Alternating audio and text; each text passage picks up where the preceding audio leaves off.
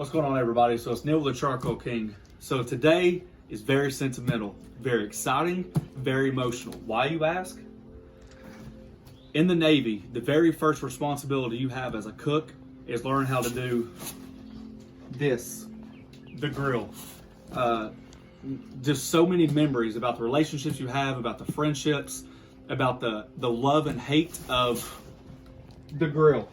But this is a little bit different. So we've upgraded. It's been a couple months in the making what we should add to the repertoire. It seems like some people said, don't get a smoking pellet grill because you're the charcoal king. And I was like, you know, I like the differences. But once this became an option and we thought about the possibilities that this could be, no brainer, absolutely no brainer. So I'm just going to do a quick shout out to the people that I served with in the United States Navy.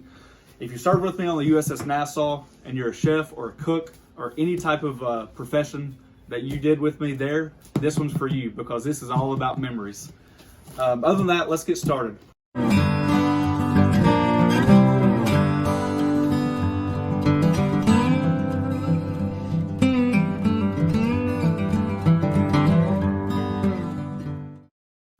Couple questions. Why did we go to the Camp Chef versus the Blackstone? And what do we like about the Camp Chef? So let's get started on question number one. Why this versus the Blackstone? One of the biggest, well, I guess the two biggest reasons why we did this one versus the Blackstone is we bought this one because this unit all right here, although heavy and although it's probably not very easy to move, does remove, okay? What do you have? You actually have a grill. A standard grill comes with grates. You've got your heat deflectors. Your fire comes through there. You guys see that we've got 4 burners. And then underneath there, if we could pan underneath here, very low, way back underneath there, is another grease pan or drip tray for your actual grill itself. Hope you guys see that. All right. So that's a big benefit of me. So now you're basically buying a piece of equipment and you're getting 2 into 1. I love the idea. We don't have the luxury of having natural gas or propane or anything like that to our house. The option is not available. So when we bought the house, we knew, for me personally, that was kind of like a downside that I would have to rely on just like a flat top stove, glass stove or something like that. Other than that, this is almost basically the benefit of the doubt, the bang for the buck. So now I can take my cast iron out here and I can season it without having to worry about smoking up the whole house. There's just so many options we can do with this Camp Chef. So that's why we got this. The griddle and the versatility of the Camp Chef is an absolute no-brainer. But with that being said, the bad boy. This thing is massive. It weighs just about as much as the grill does.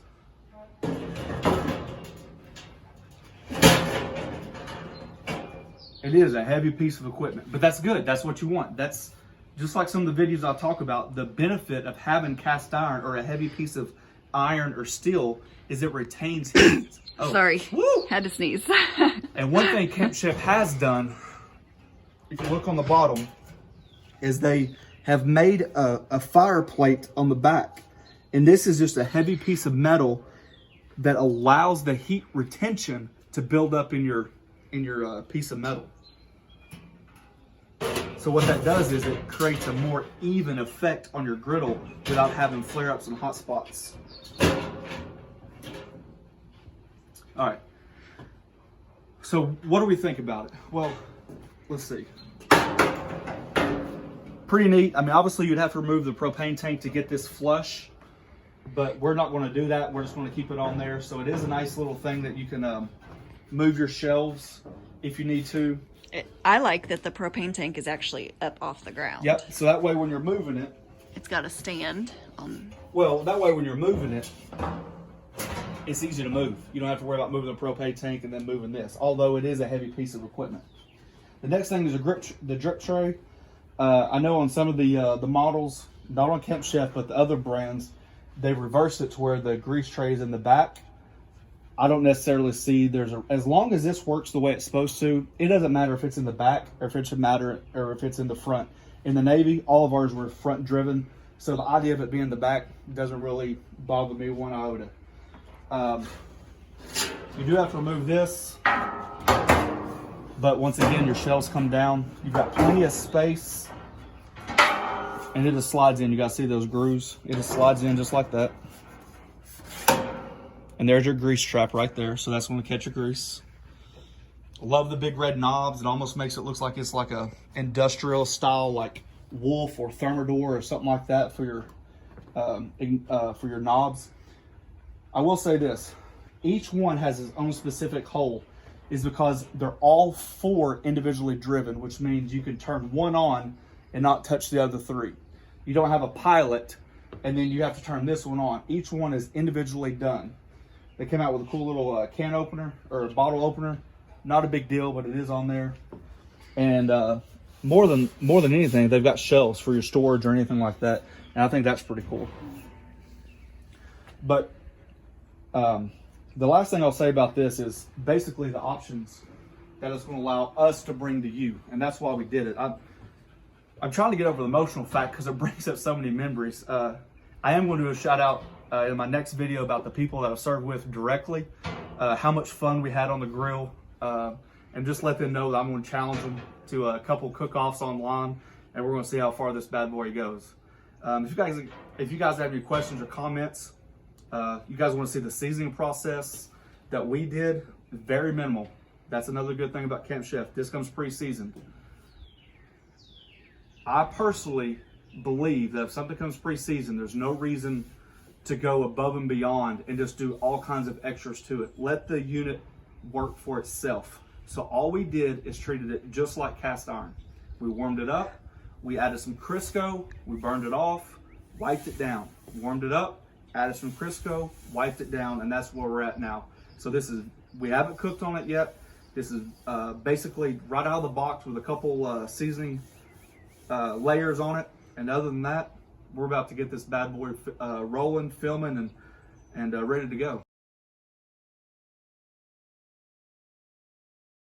All right, guys, so now you see my video on the first thoughts of the Camp Chef, why I bought it, Camp Chef versus Blackstone, yada, yada. So this is the idea about the seasoning process I wanted to go over with you. You guys can see that we're already smoking. We set our timer just so you guys have an idea of what kind of time frame you're looking at. We put it on about the dial. We put it on about the right in between medium and medium high. Turn that back down a little bit, and we gave it 10 minutes, and this is where it's at 10 minutes. As you guys can see, I don't know if you can see very good in the video or not. We getting a good shot of that? Yeah, you can see the smoke. It's just like a cast iron. Once this oil burns off, we're going to add another layer. Same thing, same idea. I will say this. It made me think yesterday, especially if you're wearing a chef's coat or you're wearing a baggy shirt or any. My wife wears her robe sometimes outside. The exterior of this, since you're dealing with open flames, gets extremely hot. Just because this is not the grill or the flat top does not mean this can't burn you. When you're standing here at the griddle and you're this close to it, the flames and the heat protrude from this. I wouldn't say the flames, but the heat does protrude. So I would just say, just cautious about what you're wearing, open sleeves or long sleeves or anything like that around the griddle that you would not necessarily want to get burned or singed, because this gets extremely hot. But when you set stuff here, this would be an absolute no-no, okay? This could literally melt just by being that close. So I wouldn't necessarily use the tables as anything to put food or plastic or metal next to that you wouldn't expect to melt or be hot when you touch it. Okay, so that's a big kicker. All right, I do have some avocado oil. Most of the time I season my stuff with Crisco oil, and that's what it has on here is Crisco. So all we're gonna do is just use a little bit. Show you guys what we've been doing. This would probably be my, I don't know, 4th time doing it, 5th time. We're just going to use a spatula to help us out a little bit. And be careful. You guys see how that oil raises up on your spatula? Well, if you're going too fast and you're not watching what you're doing, that can splatter on your hands. So, not to worry you, but just to let you know, That's what can happen. Also, when you're wiping your griddle down, just be careful about pushing grease against the edges. It can splatter up and get you pretty good on your hand.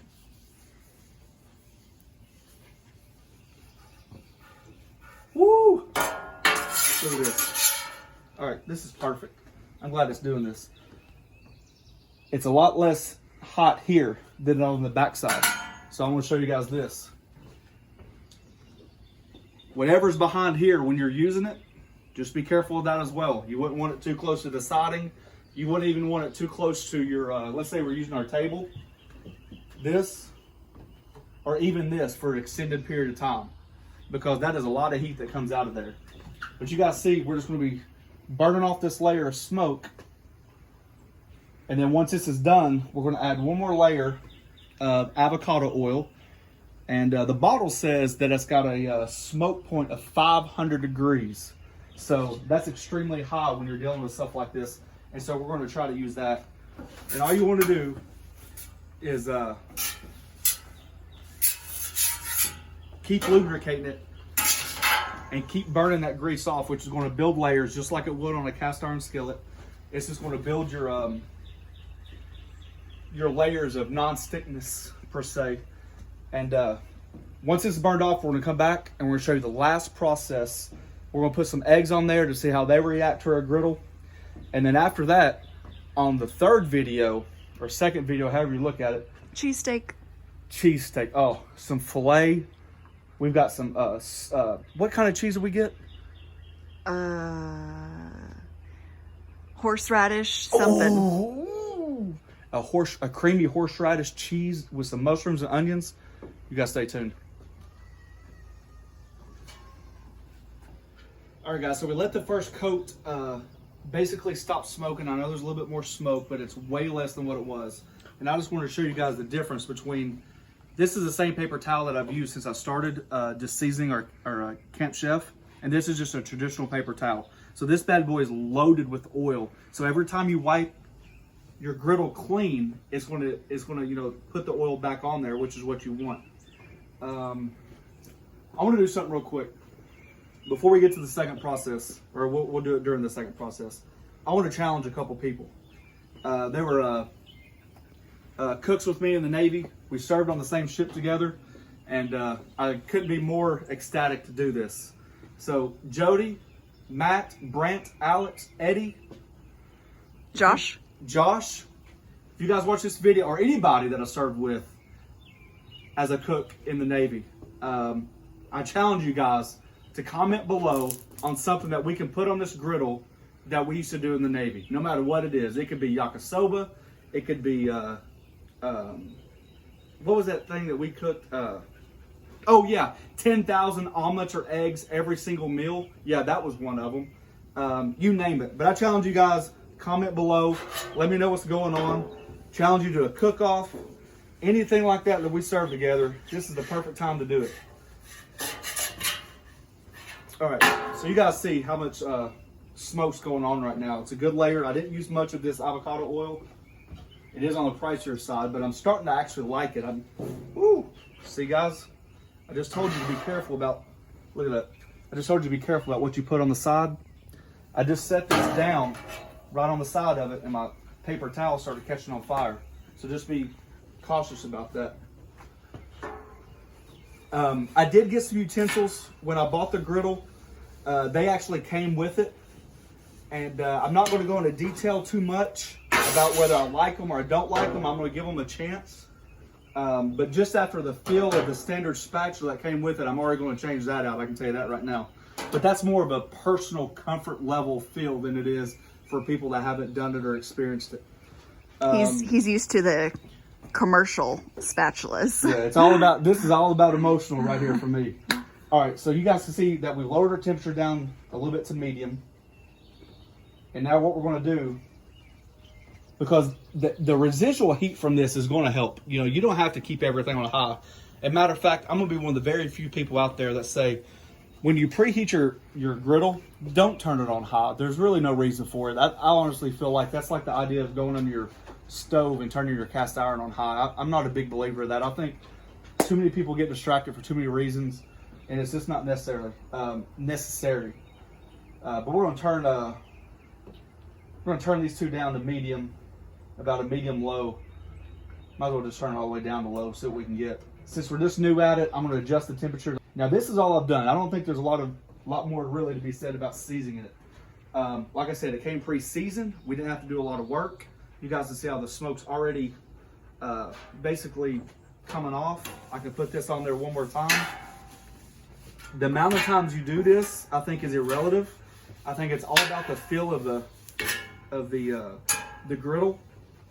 Mine, since it's my first one I ever have, I can't say for sure, but the surface was just a hair rough. But over the period of time, you can already tell it's a lot smoother, and that would definitely go away when you cook. Since we're on low, I'm gonna let that go. And just like most people out there, which I cannot, for the sake of me, figure out why, we're going to do the proverbial egg test. Was that the right word? The what? Proverbial? You know, you stumped me on that one. We'll have to look up the definition. Thesaurus. We'll have to look up the definition. Microwave queen, Hey Alexa. 0. Hey Alexa, what does... Alexa isn't outside. Boy, you didn't expect that one, did you? I've had that one in the back pocket for about a week. I'm sure you did. Just use it for the right time.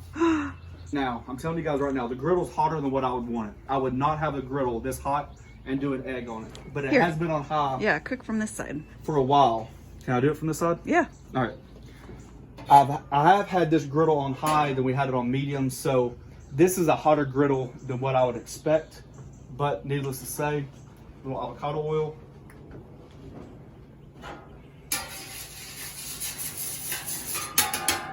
I wonder if we can get a close-up of why I don't like the spatula. We might try to do that. See how hot that is? That's extremely hot. Let's see if we can get a close-up. I don't know if you guys can tell, but when you scrape, what's left behind is not a clean scrape. The spatula has come, now I don't know if they're all like this, but they've come almost rounded. So you almost have to apply pressure to get an even scrape. And you guys can already see when you're scraping steel or cast iron, it's not necessarily the best thing to do, okay? So anytime you have a sharp squared edge, you gotta be careful, because that's how you rip into your cast iron. You see people all the time scraping like this, and there's nothing wrong with it, okay? But what happens is, if you're not careful, it's almost like a man shaving his face. We can go up and down all we want to and not cut our face. But once you go in horizontal, that's when the blades get you. Same thing with this. When you've got sharp edges like this is going to cut into your seasoning, which is no good, okay? I do prefer the spatulas with the rounded edges. I even prefer the spatulas when I use my cast iron skillet, even with the rounded edges. So, I don't think we did that bad. What do you think? First egg. I know it's hot. We'll fix that. But I just want to show you guys, no time at all. You guys can have a quick and easy non-stick surface, just like we did. And this is, I bet if we put a timetable to it, it took 10 minutes to warm up. And I bet if I had to add all the times that we've seasoned it in the last 2 days, let's say maybe, I wouldn't even call this seasoning. I would just call it just applying oil to it. It's really simple. You just apply the oil, keep a good dip. You guys can see the different color.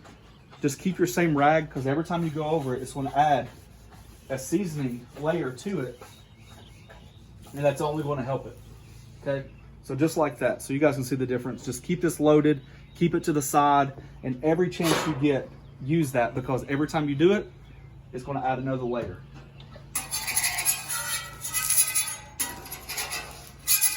There we go. Right in the dog bowl. Oh yeah. Nelly, don't burn your mouth, baby. All right, guys, so you can see, even on low, we're still able to get this oil hot enough to let it smoke. And like I said, every time you add it, it's just going to be another layer. You could turn it off right now, and then once it's off and cooled down completely, I would take the same rag, put it right over top of it, and you're still good to go. So that's basically our seasoning process. I think it's super easy. I gave you a couple pointers on what to look for in temperatures, especially walking around through there. I don't think it's going to matter what kind of oil you use. I would probably, if I had to pick one, stay to the oils that have a higher smoke point. I know a lot of people use butter, but until you learn the controls and how to use it and what's the hot spot and not, just be very careful, because butter can burn very fast, especially on an open scenario like this, to where it can get thinner and thinner and thinner, and it'll burn on you. So other than that, guys, I just want to say thanks for watching. We're about to get filming on our very first cook. We've got some fillets laid out, sliced them thin. We're gonna make a Philly steak and cheese with some garlic bread. Oh God, with some of that horseradish cheese in it. God almighty. Hey, thanks for watching. Let's wish this bad boy luck.